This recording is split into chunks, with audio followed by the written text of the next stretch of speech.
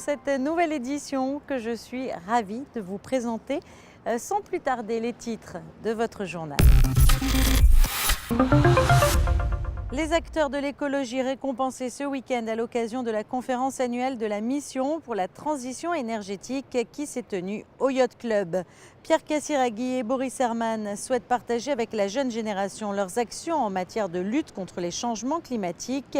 Les élèves de la principauté sont allés à leur rencontre. De la musique avec les derniers quatuors de Beethoven présentés à l'occasion du Printemps des Arts à la Salle Garnier. Et vous pourrez retrouver à la fin de ce journal votre Actu Sport dans lequel nous reviendrons bien sûr sur le beau week-end du pilote de F1 Charles Leclerc. Le bal de la Rose s'est tenu ce week-end en Principauté, organisateur de l'événement depuis 1999. La mémoire de Karl Lagerfeld, décédé le 19 février dernier, planait sur cette 65e édition. Sur une idée de l'icône de la mode, une édition qui avait pour thème cette année la Riviera. Et c'est sous le signe de la Dolce Vita et des rythmes chaloupés des années 50 que le bal de la Rose s'est déroulé au Sporting en présence du prince souverain, de la princesse Caroline, de ses 4 enfants, de Carole Bouquet et de 900 invités. Le bal de la Rose s'est tenu ce week-end en Principauté, organisateur de l'événement depuis 1999. La mémoire de Karl Lagerfeld, décédé le 19 février dernier, planait sur cette 65e édition.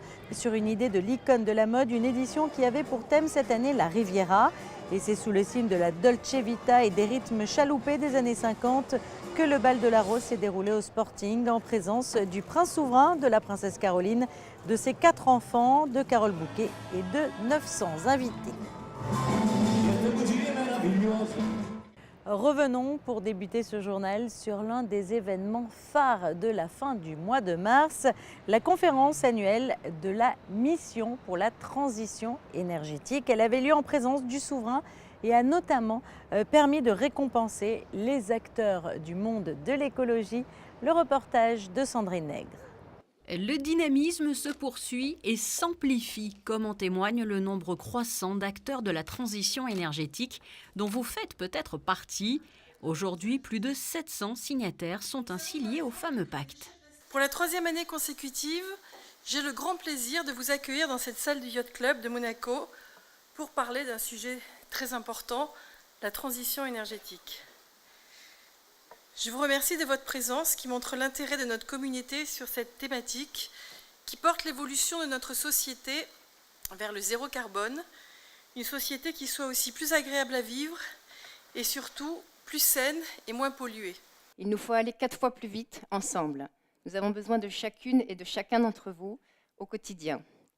Alors il y a un jeune homme que je voulais vous présenter qui a fait de cette raison d'agir au quotidien un défi personnel qu'il a relevé. Relevé avec succès, il s'agit de Julien Vidal, dont le témoignage constitue une belle source d'optimisme. Vous l'entendrez mercredi 3 avril, il sera notre invité de la semaine. Mobilité, gestion des déchets, bâtiments, la transition énergétique est réalisable dans différents domaines qui partagent un point commun. Tous sont présents dans notre quotidien. Et afin de récompenser les actes menés depuis des mois, voire des années par certains, des trophées ont été remis à la SBM Offshore, à la Maison Lino et à un jeune adepte du vélo. Il vient chaque jour depuis Roquebrune. Je ne m'attendais pas du tout à ça, tout simplement parce que je n'avais pas l'impression que c'était un acte si incroyable que ça. Maintenant, c'est vrai que quand on y réfléchit, c'est vrai qu'il n'y a pas beaucoup de gens finalement qui prennent le vélo dans leur quotidien pour aller au travail. La démarche éco-responsable du magasin Decathlon a aussi été saluée. Il faut dire que tous les gestes comptent. Vous savez comme moi que les dégradations de l'environnement n'épargnent personne. Vous savez comme moi que pour les prévenir, pour les réduire, pour en limiter les impacts, nous avons besoin de toutes les bonnes volontés. Réunir les bonnes volontés au service de notre futur commun, c'est le sens de l'engagement de la Principauté de Monaco. L'importance des actes au quotidien a aussi été rappelée quelques heures plus tôt au cours de cet atelier consacré au télétravail, qui avait pour objectif de convaincre les entreprises n'ayant pas encore décidé d'instaurer ce procédé à relever ce défi. Atelier auquel participaient Didier Gamerdinger, Les rendez-vous de la mission pour la transition énergétique sont nombreux. La preuve, la veille, au musée océanographique, cette fois, une cinquantaine de participants ont pu en savoir plus sur le plastique et les moyens, surtout, d'en consommer moins. La protection des océans était à l'honneur la semaine dernière en principauté. Des petits élèves ont pu découvrir le Malizia Océan Challenge en compagnie de Pierre Cassiraghi et de Boris Herman. Quel est ce défi? Comment fonctionne-t-il? La réponse dans ce reportage signé Alexandra Pani. Voilà, là on est au départ de la fameuse route du Rhône. Ils ont eu l'idée d'allier leurs deux passions, la compétition et la protection de l'océan. Pierre Cassiraghi et Boris Herman fondent en 2016 le team Malizia. En équipe ou en solo, ils parcourent le globe. Récemment, ils ont décidé d'utiliser leurs expéditions au service de la recherche et de l'éducation en lançant le Malizia Ocean Challenge. Pour ce défi, des capteurs ont été installés sur l'IMOCA 60 en partenariat avec l'Institut Max Planck à Hambourg et Geomar à Kiel. Il y a en laboratoire automatisé, un peu plus de cette taille, 30 kilos, et c'est très high-tech avec des capteurs très sophistiqués. Et là, bien sûr, on a des mesures classiques, la température, la salinité, le pH, d'autres choses, quelques paramètres biologiques. Ce qui nous intéresse le plus, au moins personnellement, c'est le CO2 dans l'eau, dans le PCO2. Et pour ça, il faut extraire ce gaz de l'eau de mer qu'on pompe en permanence dans ce capteur. Et ça, c'est un processus assez compliqué. Donc la boîte qui a mis en place ces capteurs, il a une expérience depuis 10 ans. Les scientifiques profitent ainsi des différents périples de Malizia à travers les océans pour récolter ces précieuses données que les satellites, à eux seuls, ne peuvent fournir. Mais un autre volet de ce défi était très important aux yeux des deux skippers, le partage de connaissances avec les générations futures. Que ce soit ici à Monaco, en France ou encore en Allemagne, Pierre et Boris vont régulièrement à la rencontre des plus jeunes pour partager avec eux leur expérience et leurs conseils pour protéger la planète. On a fait plusieurs kits éducatifs qui peuvent être distribués aux enfants. Et ils peuvent suivre un petit peu notre bateau et la course et qu'est-ce qu'on fait sur le bateau. Quel type de mesures scientifiques on prend pendant les courses. Ils sont très impliqués, ils ont des connaissances, certains pour leur âge, qui sont assez incroyables. On voit qu'il y a un vrai travail qui est fait avec les enfants à Monaco sur la prise de conscience, mais aussi sur des solutions pour moins consommer, pour mieux consommer. À ce jour, plus de 1000 enfants font partie du Malizia Ocean Challenge. Deux pilotes de la Malizia qui sont venus nous expliquer qu'ils font un challenge pour protéger les océans. Et toi, qu'est-ce que tu en penses justement? Ça serait bien de faire la même chose. Il ne faut pas polluer parce que sinon les animaux ils meurent et il n'y aura pas beaucoup d'animaux dans la mer. C'était bien. Et c'était intéressant. Ils m'ont présenté la Malizia, donc le bateau. Vous aussi prenez part à ce défi, publiez vos actions éco-responsables sur les réseaux sociaux et utilisez le hashtag MyOceanChallenge. Soyez les acteurs du changement pour protéger notre planète.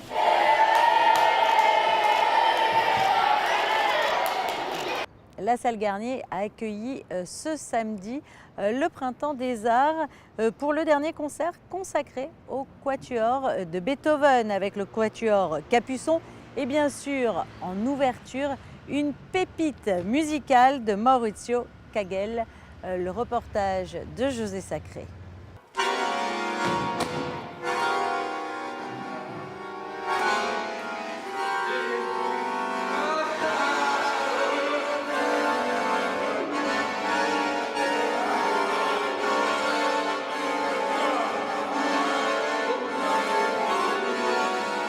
Pandora's Box, interprété au bandoneon par Jean-Étienne Sotti, c'était la petite pépite musicale de Maurizio Kagel qui a précédé les deux quatuors de Beethoven au programme du concert du Printemps des Arts à la salle Garnier le samedi 30 mars.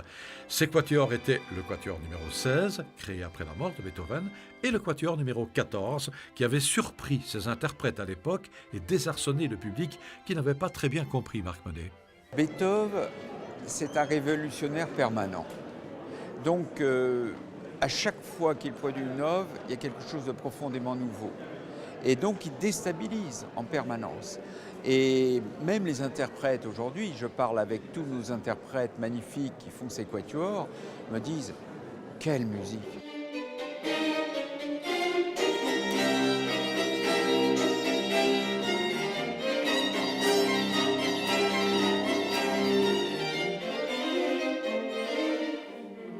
Pour interpréter ces 2 quatuors de Beethoven, Marc Monet avait invité un quatuor d'exception, le quatuor Capuçon, créé par un violoniste parmi les plus demandés d'aujourd'hui, Renaud Capuçon, qui s'est entouré de Guillaume Schillem, violon, Adrien Lamarca, alto et Edgar Moreau, violoncelle.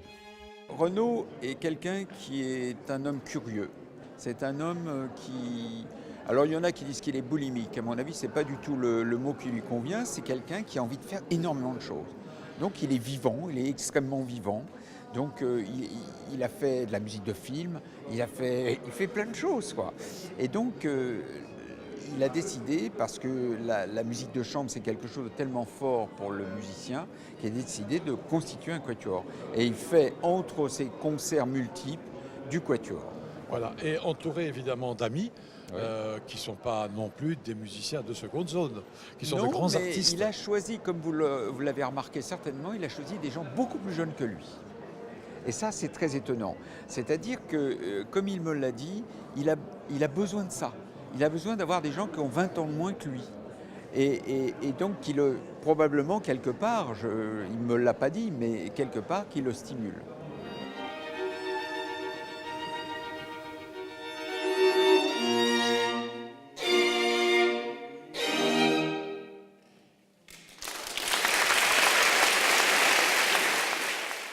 Dans le reste de l'actualité, en bref et en images.